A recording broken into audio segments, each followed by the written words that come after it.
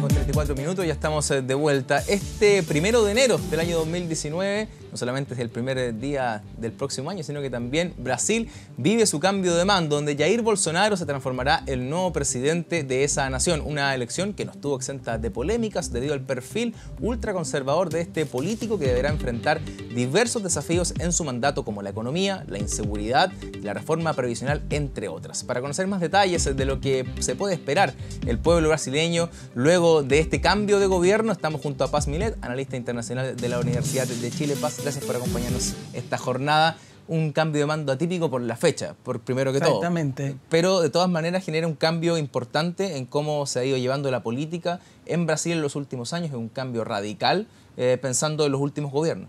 Claro, significa de alguna manera la salida del gobierno de los trabajadores de la conducción política, porque en estos últimos tiempos ha estado en la presidencia de Brasil Michel Temer, ¿no es cierto?, después de la salida de Dilma Rousseff del impeachment, pero él hizo lo que se puede considerar un gobierno de transición, pero un gobierno electo como tal en las urnas marca la diferencia a lo que llega Jair Bolsonaro respecto a lo que había hecho el Partido de los Trabajadores con Lula da Silva primero y después con Dilma Rousseff. Lo mencionábamos al inicio, ha sido una campaña no exenta de complicaciones por el discurso de Jair Bolsonaro, un discurso que si uno lo compara con su carrera política no tiene nada de nuevo, fue bastante consecuente, a diferencia de lo que pasa muchas veces en las elecciones, que candidatos se visten de ropas que no le corresponden para sumar más votos. Pasó en la segunda vuelta incluso que tampoco cambió su discurso, pensaba que se iba a moderar de alguna manera, todo sigue igual. Ya una vez en el poder, ¿tú crees que se mantenga esa misma línea? Bueno, la verdad es que él ha sido bastante consecuente con lo que ha planteado desde que está en el Parlamento. No hay que olvidar que él está desde la década de los 90, o sea, alguien que dentro del sistema permanentemente ha planteado esto. Ahora, lo que sí va a tener que entrar a dialogar, él tiene una representación minoritaria en la Cámara, ¿no es cierto? Y eso de alguna manera plantea que va a tener un escenario en que va a requerir mucho diálogo. Y eso puede llevar a que de alguna manera modere posiciones. También, bueno, ya desde que fue electo, y hace algún tiempo, ha planteado algunas diferencias con lo que inicialmente él anunció. Él, por ejemplo, había anunciado que iba a reducir diástricamente lo que eran los ministerios, que van a quedar solo en 15. Él quedó finalmente en 22. Que son bastante más de lo que él inicialmente había anunciado, pero menos de los que tenía Temer. Y sí ha dado ciertos elementos que plantean que va a tener consecuencias con lo que de alguna manera desarrolló dentro de la campaña, por ejemplo, el énfasis en los temas de seguridad interna, la posición minoritaria de la mujer en su gestión, solo 2 de sus ministras son mujeres, ¿no es cierto? Y de alguna manera ahí hay ciertos elementos de continuidad, pero yo creo que va a estar muy condicionado por la necesidad de negociar para llevar adelante sus medidas. Puntualmente por lo que sucede en términos económicos también en Brasil, se espera o él proyecta también un mayor crecimiento, avanzar en esa línea, y que también eso requiere un apoyo a nivel parlamentario para poder generar ciertos consensos y darle estabilidad y confianza, como se dice, a las empresas para invertir en ese país. Exactamente. Bueno, hay que considerar que él llega en un escenario bastante más favorable del que tenía Dilma Rousseff en su último periodo, cuando Brasil estuvo durante algún tiempo con decrecimiento. Hoy ha llegado a niveles de crecimiento, pero muy menores. Entonces, él va a tener que generar, de alguna manera, una base concertada con los empresarios, con la comunidad internacional, para poder que Brasil repunte económicamente, ¿no? Y pensando en la región, Paz, se reúnen quizás 2 liderazgos muy distantes, lo que es Nicolás Maduro en Venezuela y ahora Jair Bolsonaro en Brasil. ¿Cómo podría afectar eso también a las relaciones que tienen estos países a través del Mercosur, por ejemplo, u otras alianzas que hoy quizás puedan ser puestas en duda?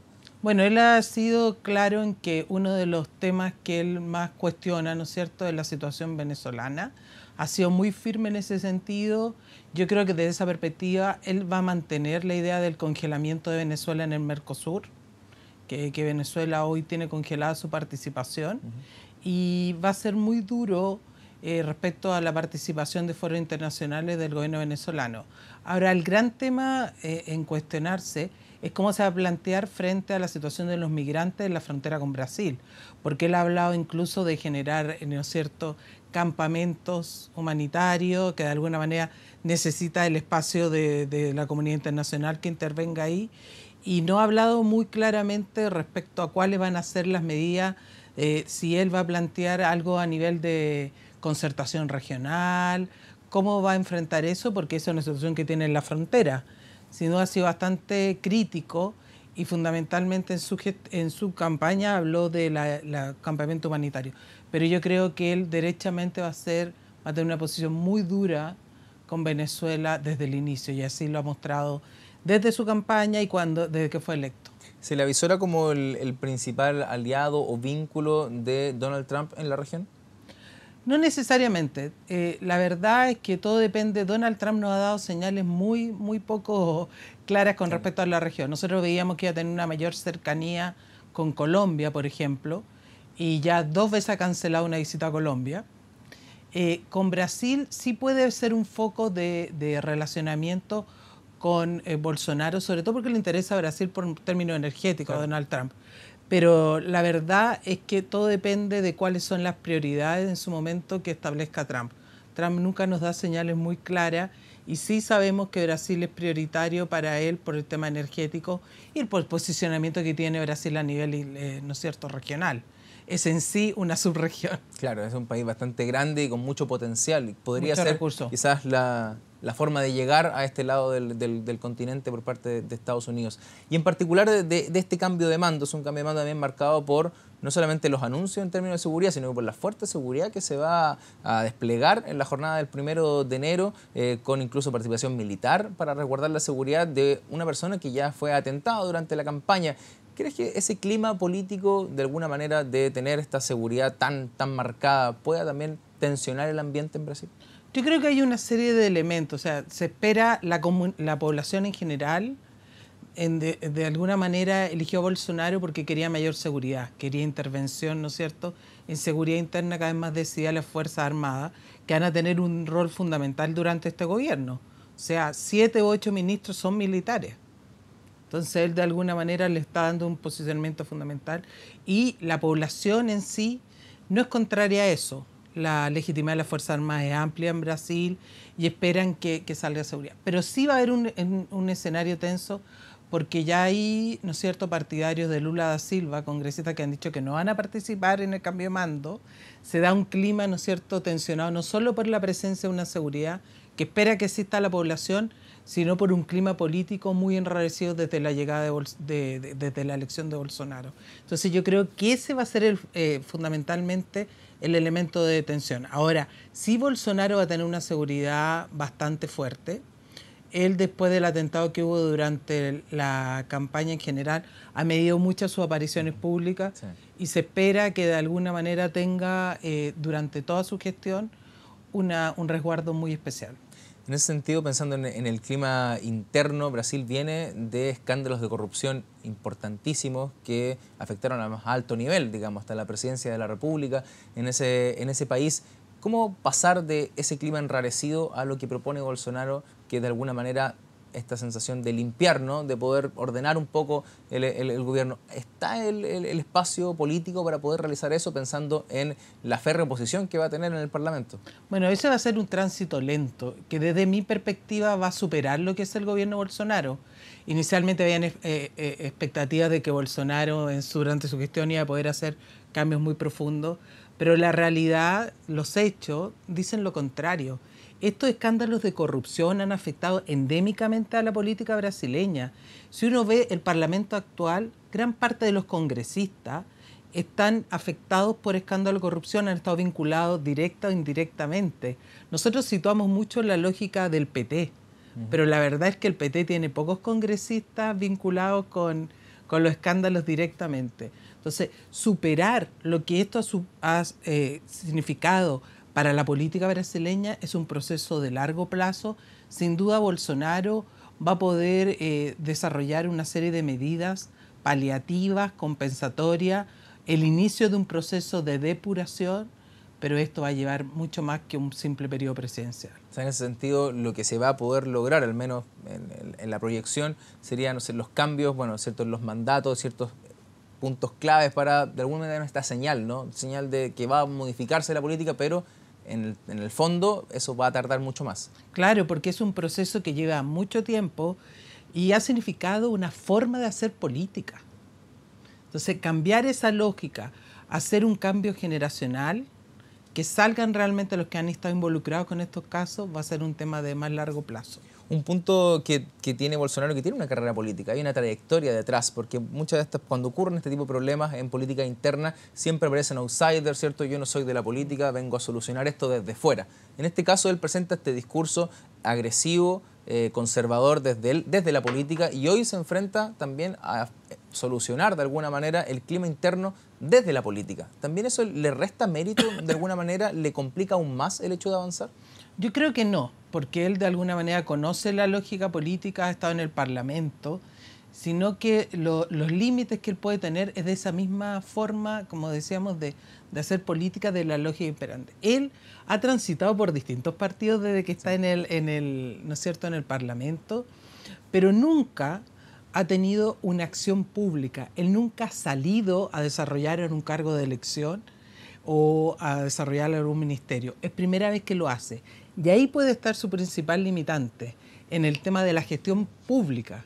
Porque una cosa es tener, ¿no es cierto?, experiencia política de haber estado en el Parlamento, y otra es tener experiencia política de haber desarrollado algún cargo de elección, ¿no es cierto?, como presidencial, si ha sido electo para estar en el Parlamento, algún cargo de gestión pública más claro como un ministerio.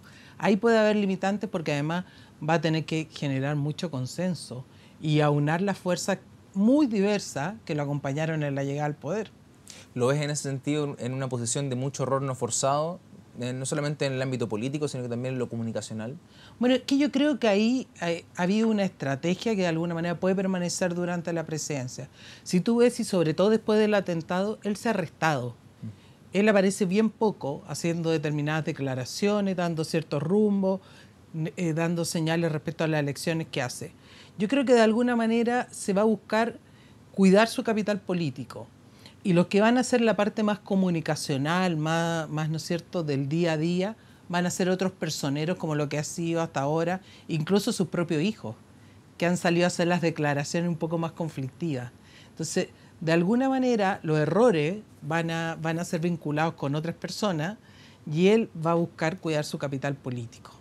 Como en la gran dirección y en el día a día, desde mi punto de vista, va a buscar otras vocerías para, de alguna manera, compensar o poder limitar la posibilidad de errores no forzados. Mencionaba una figura importante, el rol que va a asumir su hijo en este periodo presidencial, que ya está realizando incluso giras, lo tuvimos acá en nuestro país. También hay un punto ahí de poder delegar cierta fuerza, delegar cierto poder, repartir, digamos, el poder en ese sentido. Claro, lo que pasa es que él, de alguna manera, los hijos tienen participación política propia, porque son electos congresistas. Entonces, él va de alguna manera tratar que ellos asuman un liderazgo dentro del Parlamento. Él va a necesitar que el rol en el Parlamento tenga alguna articulación por parte de sus hijos de captar, ¿no es cierto?, de tratar de armar una bancada bolsonarista.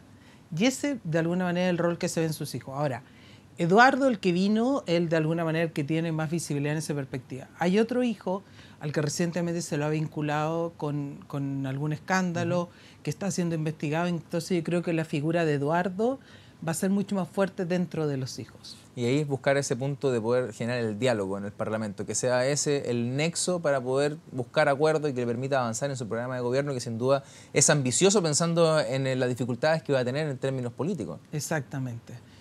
Pero él llega en un escenario bastante favorable en el sentido más allá de lo que tiene el Parlamento. No hay que olvidar que hay un presidente que deja el poder con un nivel de popularidad mínimo y que de alguna manera es culpado, también ha sido vinculado con escándalo de corrupción y ha sido culpado de sacar del poder a Dilma Rousseff.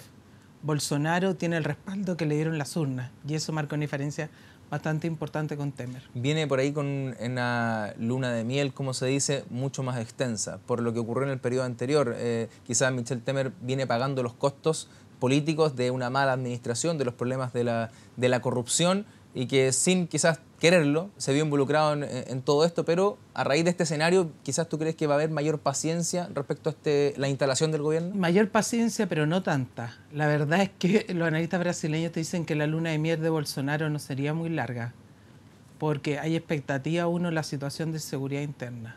Quieren una respuesta ahora ya. La situación económica. La gente espera una serie de medidas bien claras. y el tema de un posicionamiento de alguna manera de separar aguas con, por ejemplo, una política exterior que ven muy ideologizada. Y con un Itamaraty, el Ministerio de Relaciones Exteriores brasileño, que ha sido postergado. La gente quiere que de alguna manera se haya un reordenamiento y quiere ver resultados concretos en el corto plazo. Y sobre todo, con esta llegada de los militares al poder, también se generó esa expectativa, porque la población tiene una idea de que los militares tienen una posición mucho más austera, que no son corruptos, entonces están diciendo, bueno, cuando llegue al poder, demuéstrenos eso y genérenos en el corto plazo resultados. De alguna manera se ha generado mucha expectativa de lo que podría ocurrir. Pero claro, lo conversamos, hay un proceso de cambio que va a ser paulatino, va a ser lento, pero hay otras medidas que se van a tener que tomar drásticamente para dar esa sensación. Medidas de mayor visibilidad, por ejemplo, el tema de seguridad, ¿no? Que es un tema que espera la población. Y pensando con nuestro país, ¿cómo se avisoran estas relaciones? ¿Hay sintonía, hay cercanía entre ambos presidentes? Ya está pactada incluso la visita de Bolsonaro. Va a ser el primer país que va a visitar cuando asuma el mando presidencial. Hay también importantes relaciones económicas que tiene Chile con Brasil. ¿Cómo avisoras también ese camino? Bueno, ahí hay muchas expectativas también, porque la verdad es que por un lado Chile siempre ha visto a Brasil como aliado estratégico, ¿no es cierto? Y es uno de los gobiernos prioritarios, uno de los países prioritarios en nuestra política exterior. De alguna manera hay una serie de señales ya claras de que Bolsonaro ve esta posibilidad de una cercanía con Chile de manera muy clara. Primero, por la propia visita de su hijo, ¿no es cierto? Uno de los primeros países ya anunció visita. Y hay una serie de temas que se están trabajando que son de muy reciente negociación, que también puede darse señales muy positivas. Hay un acuerdo de libre comercio negociado y que ya se está viendo que cómo, ¿no es cierto?, llevarlo adelante, cómo aplicarlo en el muy corto plazo. O sea, hay bastantes señales de sintonía, pero también hay bastantes señales de sintonía del propio Bolsonaro con distintos sectores de la alianza de gobierno. Entonces, claramente ahí no solamente es Piñera el que tiene una cercanía con él, sí, sino hay otros sectores de la propia alianza de gobierno que tienen mucha cercanía con el nuevo presidente de Brasil. Podría ser un arma de doble filo. Pensando en la política interna nuestra, la cercanía con quizás los partidos más conservadores de la centro derecha en Chile, y que de alguna manera se ven encausados por las acciones que lleva adelante Bolsonaro, por la cercanía que ellos han mostrado incluso durante el periodo de la elección. Claro, porque ahí hay dos temas. Uno que efectivamente es el manejo de la política entre los estados, y el otro el tema de la vinculación que tenga con Bolsonaro con distintos personeros de la alianza de gobierno, que de alguna manera, ¿no es cierto?, han tenido cercanía durante la etapa electoral. Por ejemplo, las señales que da Bolsonaro hacia José Antonio Kast, ¿no es cierto?, que lo permitirían de alguna manera adquirir mayor fuerza en todo el debate de una posible futura presidencia de Chile. También, bueno, desde el tema de la UDI también había cercanía, entonces hay que ver cómo se maneja. Uno es la política de Estado y lo otro es cómo se maneja políticamente con distintos personeros más afines a él dentro de la alianza de gobierno. Comparable a lo que le sucedió a la nueva mayoría con la relación del Partido Comunista con Venezuela, y también una serie de relaciones que se dieron acá, que veíamos aquí a los dirigentes del Partido Comunista dando respuesta de las acciones que realiza Nicolás Maduro en su país. Cosa que no tiene mucha relación, pero que genera esta disonancia en las acciones de alianza de los partidos en nuestro país. Sí, sobre todo por la constitución política en Chile, que hay esta lógica, ¿no es cierto?, de alianzas para llegar al poder. Hay unión de partidos muy diversos. Y de alguna manera una es la política de Estado, como hablamos, pero otro es cómo se establecen los distintos partidos dentro de esa alianza con los otros países, ¿no es cierto? Y ahí es lo que ocurría con Venezuela. Y aquí va a ser muy interesante ver cómo se ve la figura de Bolsonaro y el establecimiento de determinadas áreas de cooperación con estos personeros dentro del bloque de gobierno. El discurso radical, estas medidas de fuerza importante, ¿es quizás hoy lo que se está tomando la agenda en la región para hablar de elecciones? Quizás son los candidatos que más llaman la atención, pensando en lo que sucedió con Jair Bolsonaro, aquí en el caso de José Antonio Kast, que tuvo una votación bastante alta, inesperada, quizás para muchos, pero que son discursos que se van repitiendo, quizás parecieran no ser cosas aisladas de cada país. No, hay ciertos fenómenos que estamos viendo transversales en las últimas elecciones, y sobre todo en la reconfiguración del mapa político a partir de la situación de descrédito de algunos sectores políticos que se está viendo en la región, sobre todo por los fenómenos de corrupción de los últimos años.